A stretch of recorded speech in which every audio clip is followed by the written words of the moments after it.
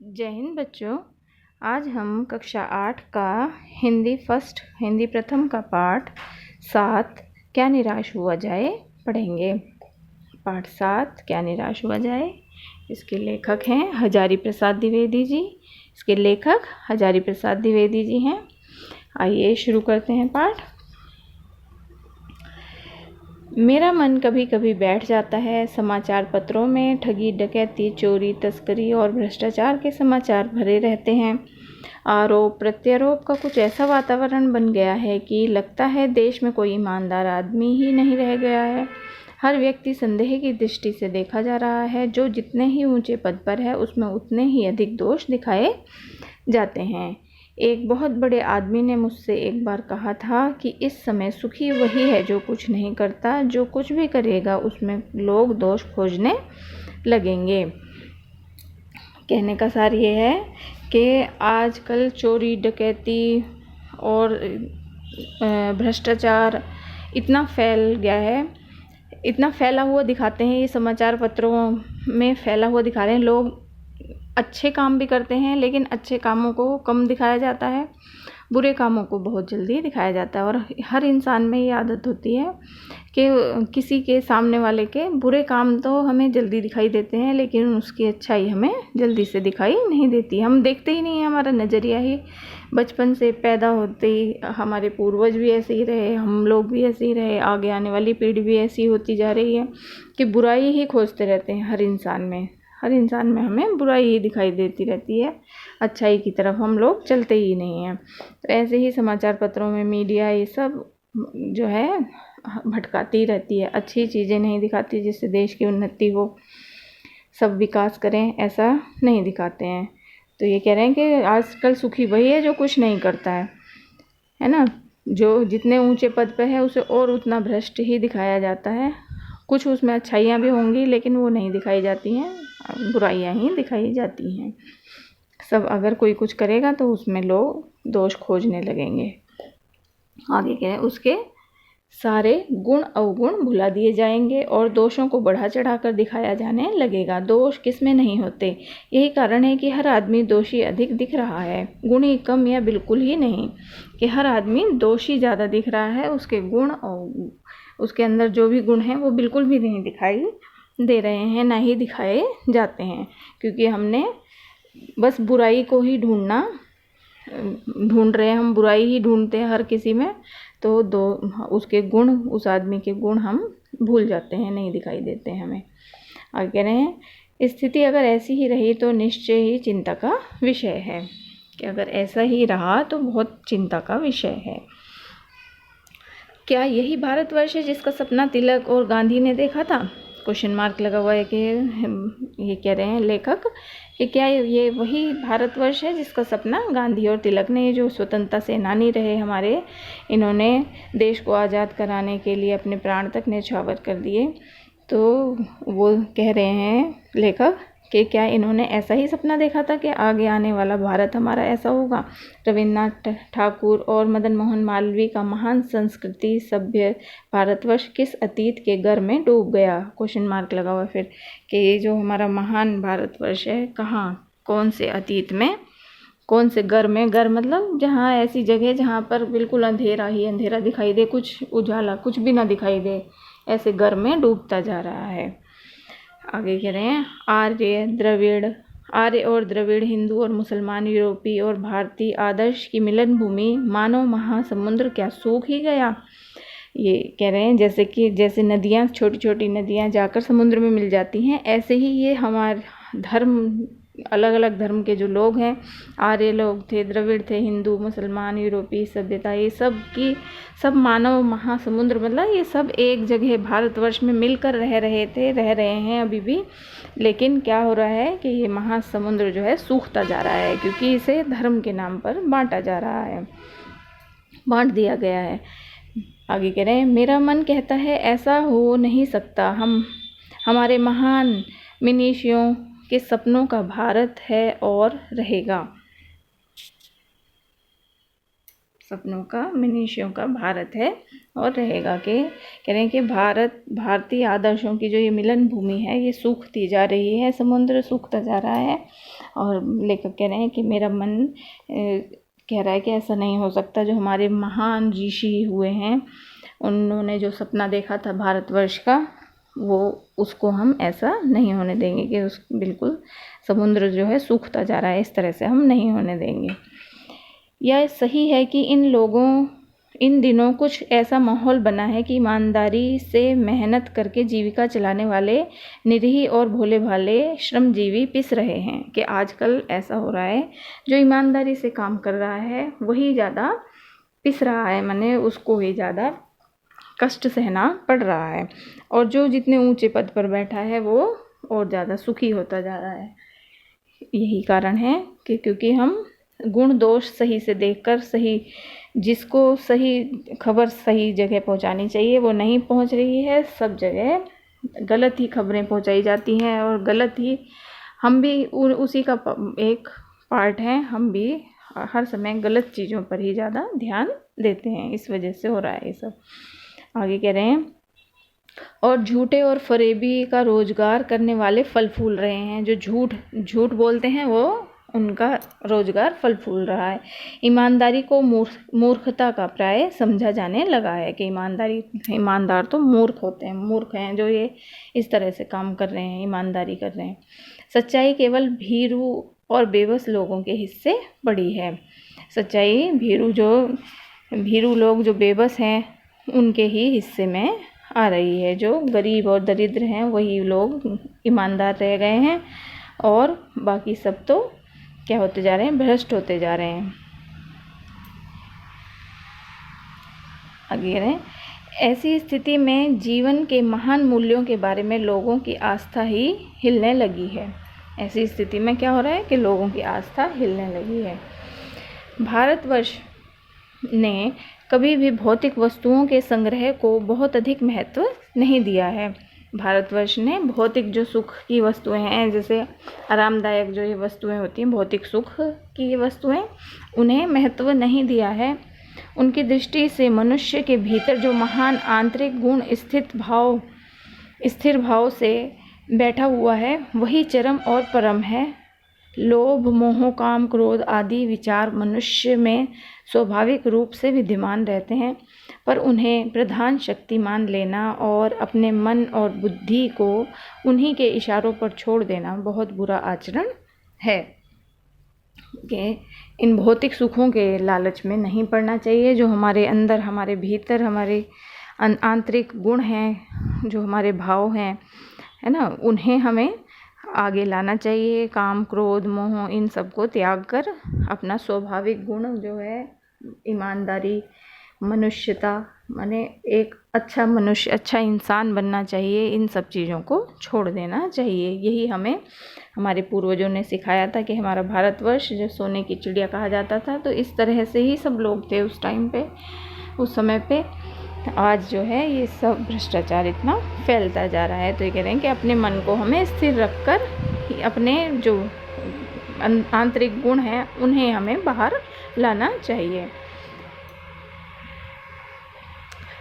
भारतवर्ष ने कभी भी उन्हें उचित नहीं माना, उन्हें सदा संयम के बंधन से बांधकर रखने का प्रयत्न किया है। कि भारतवर्ष जो है हमारा, वो इन भौतिक सुखों को और बुराई को, इसे कभी भी क्या नहीं माना, इसको ही सुख नहीं माना है, लेकिन इस बंधन को हमने संयम से निभाया है। माने अपना जो आंतरिक गुण है उसमें ही हमें संयम से रहना चाहिए और संयम से हमें काम करने चाहिए। परंतु भूख की अपेक्षा नहीं की जा सकती, बीमार के लिए दवा की अपेक्षा नहीं की जा सकती, गुमराह को ठीक रास्ते पर ले जाने के उपायों की उपेक्षा नहीं की जा सकती, है ना। यही कह रहे हैं कि जो गुमराह हो गए हैं, गलत रास्ते पे चले गए हैं, उन्हें ठीक रास्ते पर लाने के लिए हम उपेक्षा, माने हम अब कल्पना नहीं कर सकते। उनको ठीक रास्ते पर लाने के लिए एक आदमी ही काम नहीं कर सकता जब तक कि आंतरिक उसके अंदर से ही ये नहीं ठान लेगा कि हाँ मुझे सही राह पर चलना है।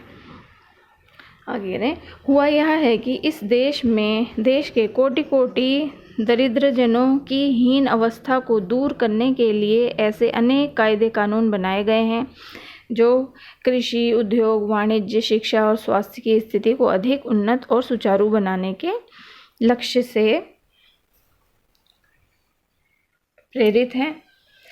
कि बहुत सारे कानून बनाए जाते हैं कृषि को, उद्योग को, वाणिज्य को, शिक्षा को, स्वास्थ्य को उन्नत बनाने के लिए बहुत सारे कानून बनाए जाते हैं प्रेरित करने के लिए। लेकिन क्या होता है परंतु जिन लोगों ने इन कार्यों में लगना है उनका मन सब समय पवित्र नहीं होता है ना। जिन लोगों को ये काम सौंपा गया है उनका मन पवित्र हर समय नहीं होता। प्रायः वे ही लक्ष्य को भूल जाते हैं और अपनी ही सुख सुविधा की और ज़्यादा ध्यान देने लगते हैं। जैसे कि गरीब लोगों की सुविधा के लिए सरकार कुछ भी कर रही है, पैसे वैसे दे रही है, तो पहले क्या करेंगे, अपने ही घरों को भर लेंगे और गरीबों के बारे में कम सोचते हैं।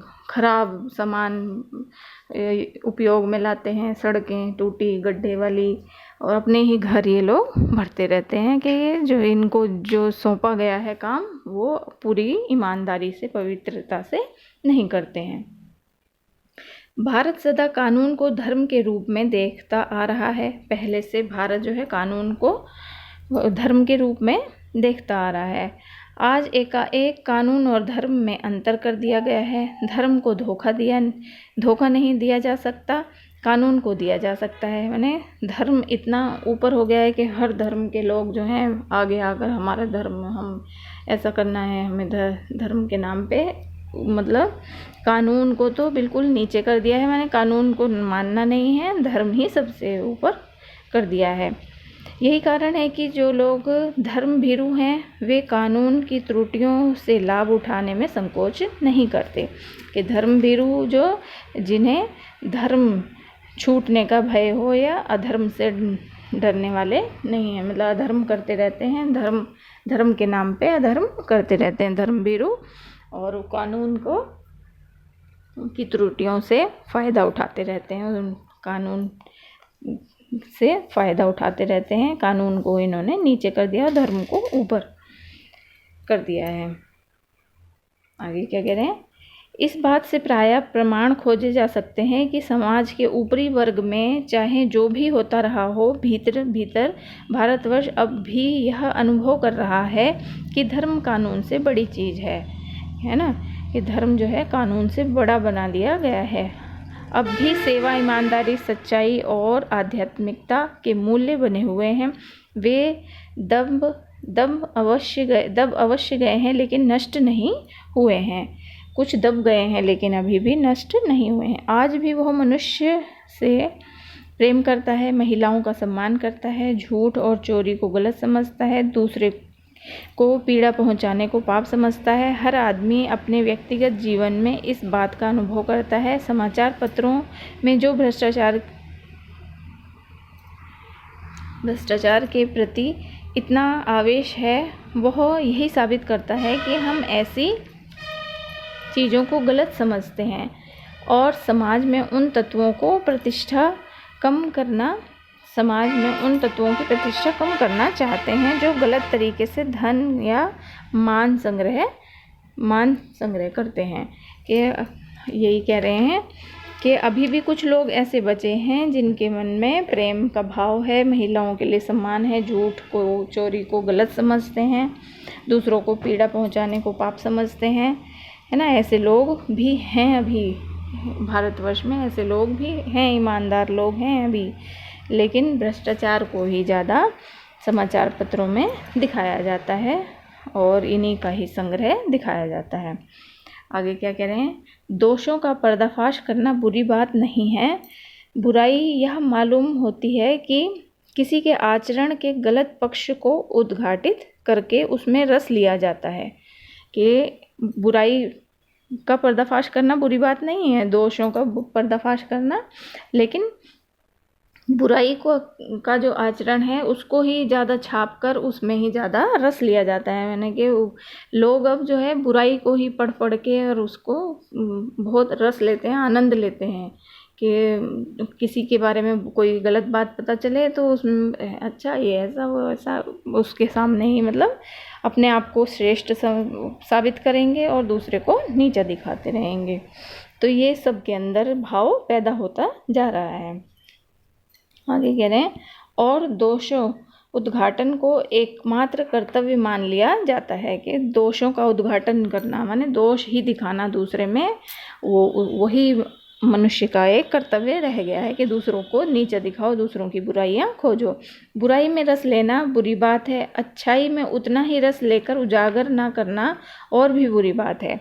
कि बुराई को तो बहुत बढ़ चढ़ के उसमें आनंद ले रहे हैं, लेकिन कुछ अच्छाई भी होगी तो उस अच्छाई को उजागर करना, अच्छाई को उजागर नहीं कर रहे हैं तो वो तो और भी ज़्यादा बुरी बात है। आगे कह रहे हैं, सैकड़ों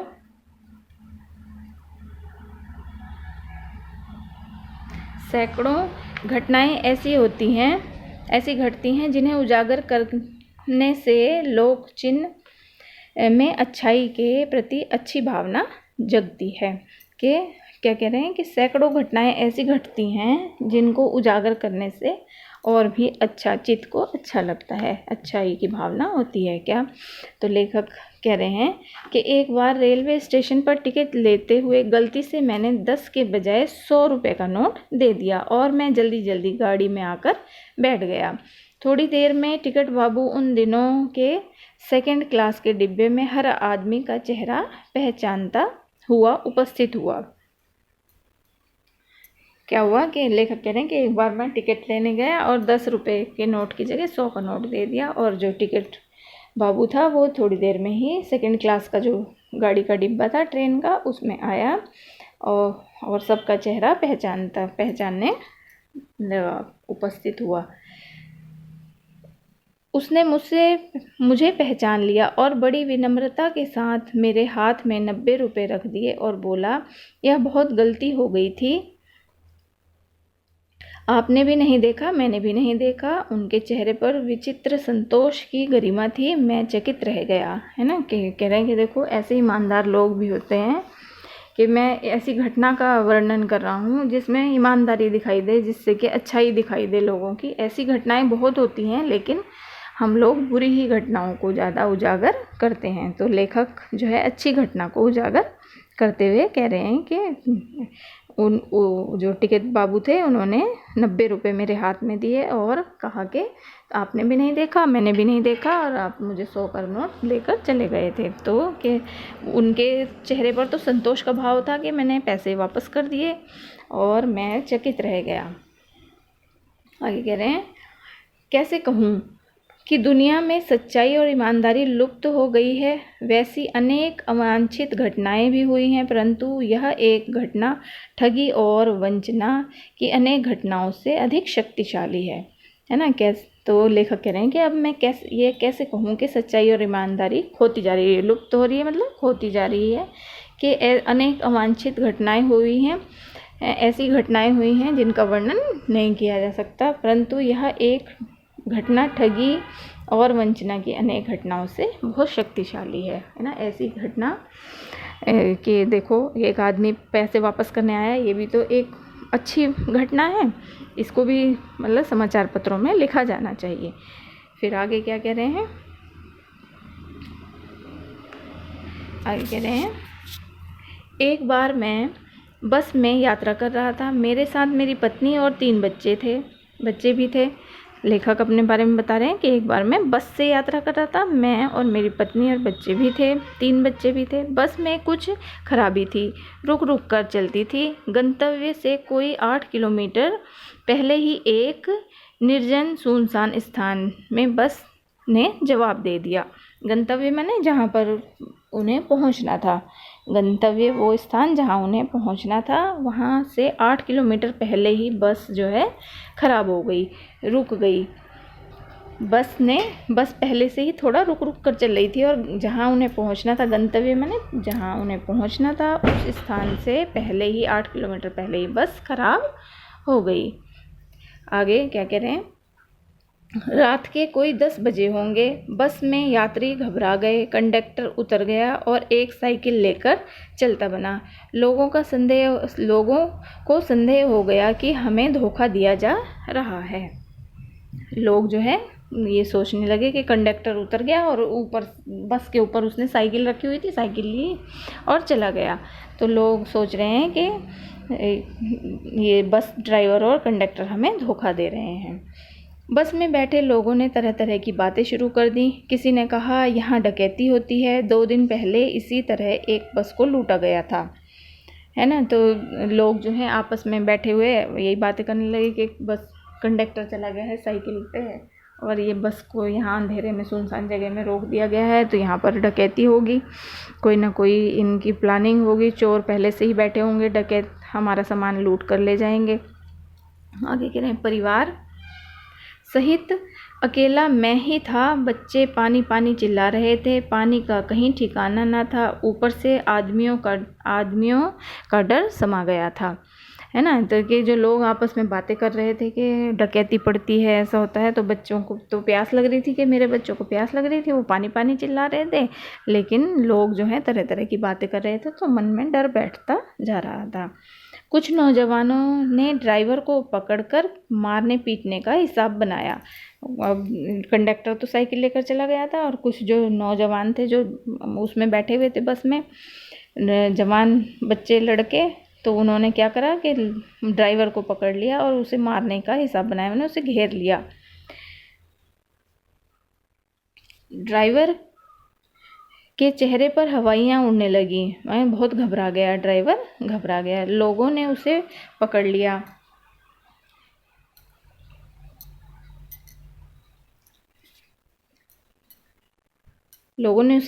वह बड़े कातर ढंग से मेरी ओर देखने लगा और बोला, हम लोग बस का कोई उपाय कर रहे हैं, बचाइए, ये लोग मारेंगे।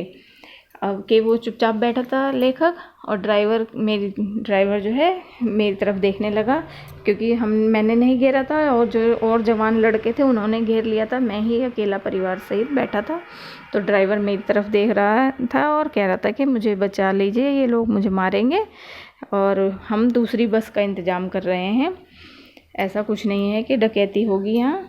तो ड्राइवर मेरी तरफ देखने लगा। डर तो मेरे मन में था, पर उनकी कातर मुद्रा देखकर मैंने यात्रियों को समझाया कि मारना ठीक नहीं है। तो लेखक कह रहे हैं कि मैं और यात्रियों को समझा रहा था कि ड्राइवर को मारना ठीक नहीं है, परंतु यात्री इतने घबरा गए थे कि मेरी बात सुनने को तैयार ही नहीं हुए। कहने लगे, इसकी बातों में मत आइए, धोखा दे रहा है, कंडक्टर को पहले ही डाकुओं के यहाँ भेज दिया है, कंडक्टर को इसने डाकुओं के यहाँ भेज दिया है और ये बस को लूटेंगे, तो इसकी बातों में मत आइए। देखो आपको पिक्चर भी दिख रही है ना यहाँ पर, ये देखो कंडक्टर जा रहा है साइकिल पे और ये मारने के लिए खड़े हुए हैं। आगे कह रहे हैं,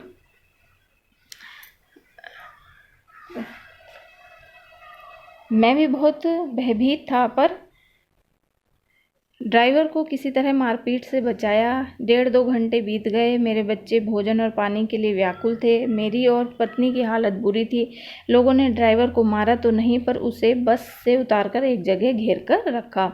कोई भी दुर्घटना होती है तो पहले ड्राइवर को समाप्त कर देना उन्हें उचित जान पड़ा।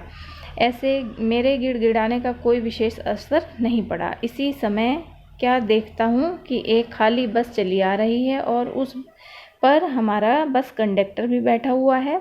उसने आते ही कहा, अड्डे से नई बस लाया हूँ, इस बस पर बैठिए। वह बस चलाने लायक नहीं है।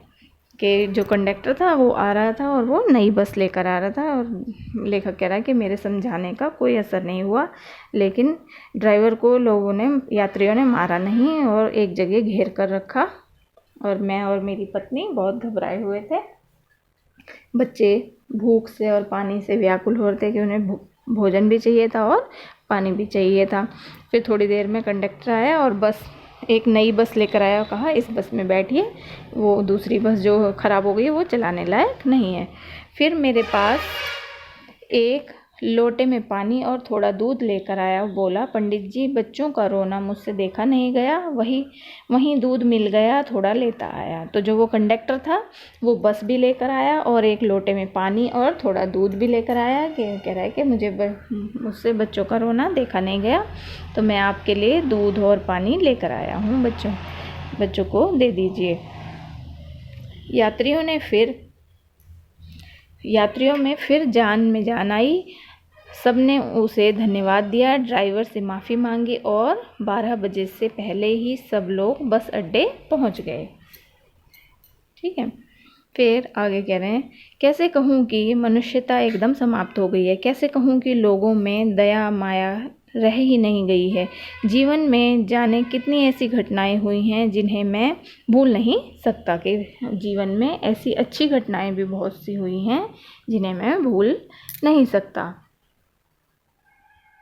आगे, ठगा भी गया हूँ, धोखा भी खाया है, परंतु बहुत कम स्थलों पर विश्वासघात नाम की चीज़ मिलती है।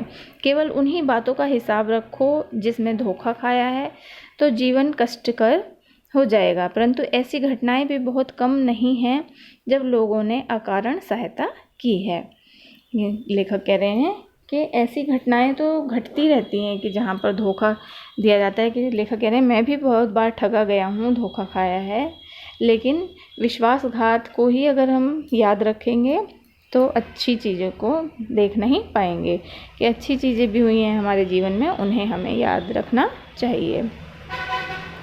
ऐसी घटनाओं को याद रखना चाहिए जो अच्छी हुई हैं, और जो बेकार हुई हैं, जो जिनसे हमें कष्ट होता है, उन्हें याद नहीं रखना चाहिए। आगे कह रहे हैं कि बहुत ही कम है जब लोगों ने अकारण सहायता की है, निराश मन को ढांढस दिया है और हिम्मत बंधाई है। कि जब निराश हो गया था मन, तब भी लोगों ने बहुत हिम्मत बंधाई है और सहायता की है। ऐसे लोग भी अभी हैं भारतवर्ष में।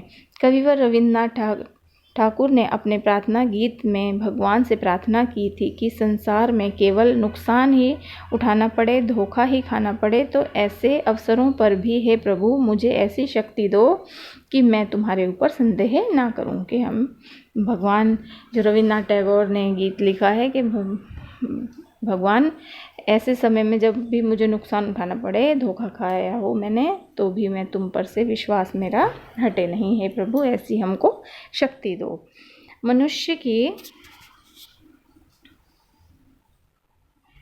मनुष्य की बनाई विधियां गलत नतीजे तक पहुंच रही हैं, तो इन्हें बदलना होगा। वस्तुतः आए दिन इन्हें बदला ही जा रहा है, लेकिन अब भी आशा की ज्योति बुझी नहीं है। महान भारतवर्ष को पाने की संभावना बनी हुई है, बनी रहेगी। मेरे मन, निराश होने की ज़रूरत नहीं है ना। तो लेखक यही कह रहे हैं कि अपने मन को निराश मत करो। पाठ का नाम भी इसीलिए यही रखा गया है, क्या निराश हुआ जाए। कि ये कह रहे हैं कि क्या निराश होना चाहिए, क्योंकि हमारे जीवन में अच्छी घटनाएं भी बहुत होती हैं, तो उन घटनाओं को ही हमें याद रखना चाहिए। बुरी घटनाएं जो कष्ट देती हैं उन्हें याद नहीं रखना चाहिए। तो लेखक कह रहे हैं, मेरे मन, निराश होने की ज़रूरत नहीं है। आशा करती हूँ ये पाठ आपको समझ में आया होगा। धन्यवाद।